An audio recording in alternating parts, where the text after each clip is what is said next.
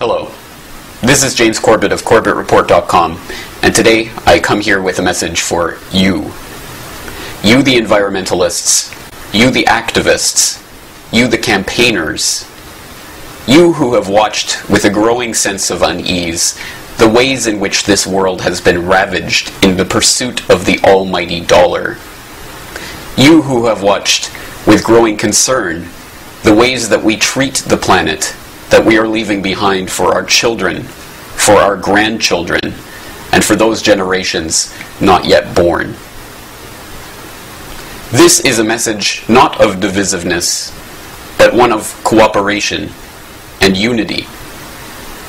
This is a message of hope and empowerment, but it requires us to take a look at a hard and uncomfortable truth. Your movement has been usurped by the very same financial interests you thought you were fighting against. You have suspected as much for years. You watched with hope and excitement as your cause, your movement, your message began to spread, as it was taken up by the media and given attention, as conferences were organized, and as the ideas you had struggled so long and hard to be heard were talked about nationally, then internationally. You watched with growing unease as the message was simplified. First it became a slogan, then it became a brand. Soon it was nothing more than a label, and it became attached to products. The ideas you had once fought for were now being sold back to you for profit. You watched with growing unease as the message became parroted, not argued, worn like a fashion rather than something that came from the conviction of understanding. You disagreed when the slogans and then the science was dumbed down. When carbon dioxide became the focus and CO2 was taken up as a political cause, soon it was the only cause. You knew that Al Gore was not a scientist, that his evidence was factually incorrect, that the movement was being taken over by a cause that was not your own, one that relied on beliefs you did not share to propose a solution you did not want. It began to reach a breaking point when you saw that the solution being proposed was not a solution at all, when they began to propose new taxes and new markets that would only serve to line their own pockets. You knew something was wrong when you saw them argue for a cap-and-trade scheme proposed by Ken Lay, when you saw Goldman Sachs position itself to ride the carbon trading bubble, when the whole thrust of the movement became ways to make money, or spend money, or raise money from this panic. Your movement had been hijacked. The realization came the first time you read the Club of Rome's 1991 book, The First Global Revolution, which says, "In searching for a common enemy against whom we can unite, we came up with the idea that pollution, the threat of global warming, water shortages, famine, and the like would fit the bill. In their totality and their interactions, these phenomena do constitute a common threat which must be confronted by everyone together. But in designating these dangers as the enemy, we fall into the trap which we have already warned readers about, namely mistaking symptoms for causes. All these dangers are caused by human intervention in natural processes, and it is only through changed attitudes and behavior that they can be overcome.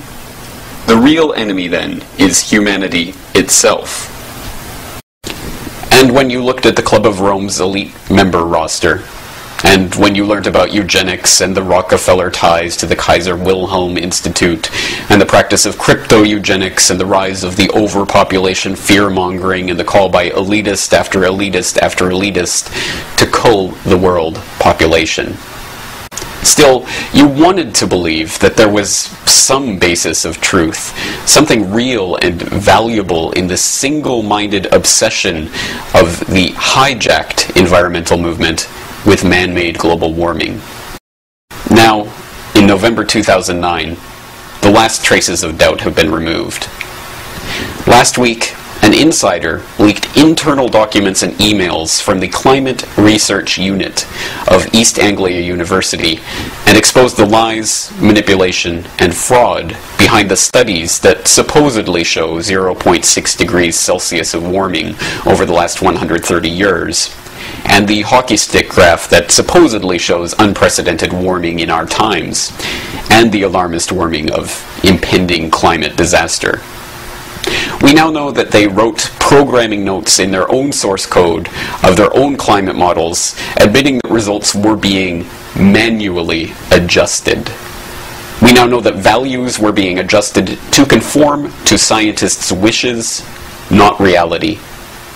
We now know that the peer review process itself was being perverted to exclude those scientists whose work criticized their findings. We now know that these scientists expressed doubts to each other about the reliability of the science that they publicly claimed to be settled.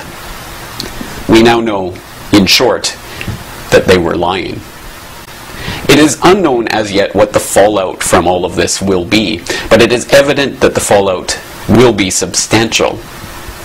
With this crisis, however, comes an opportunity to recapture the movement that the financiers have stolen from the people. Together, we can demand a full and independent investigation into all of the researchers whose work was implicated in the Climate Research Unit affair. We can demand a full re-evaluation of all those studies whose conclusions have been thrown into question by these revelations, and all of the public policy that has been based on those studies. We can establish new standards of transparency for scientists whose work is taxpayer-funded and/or whose work affects public policy, so that everyone has full and equal access to the data used to calculate results, and all of the source code used in all of the programs used to model that data. In other words, we can reaffirm that no cause is worth supporting that requires deception for its propagation. Even more importantly, we can take back the environmental movement. We can begin to concentrate on the serious questions that need to be asked about the genetic engineering technology whereby hybrid organisms and new, never-before-seen proteins are being released into the biosphere in a giant, uncontrolled experiment that threatens the very genome of life on this planet. We can look into the environmental causes of the explosion in cancer and the staggering drops in fertility over the last 50 years, including the BPA in our plastics and the anti-androgens in the water. We can look into the regulatory agencies that are controlled by the very corporations they are supposedly watching over. We can begin focusing on depleted uranium and the dumping of toxic waste into the rivers, and all of the issues that we once knew were part of the mandate of the real environmental movement. Or we can, as some have, descend into petty partisan politics. We can decide that lies are okay if they support our side. We can defend the reprehensible actions of the CRU researchers and rally around the green flag that has long since been captured by the enemy. It's a simple decision to make, but one that we must make quickly before the argument can be spun away and environmentalism can return to business as usual. We are at a crossroads of history, and make no mistake, history will be the final judge of our actions. So I leave you today with a simple question. Which side of history do you want to be on? For the Corbett Report, this is James Corbett in Western Japan.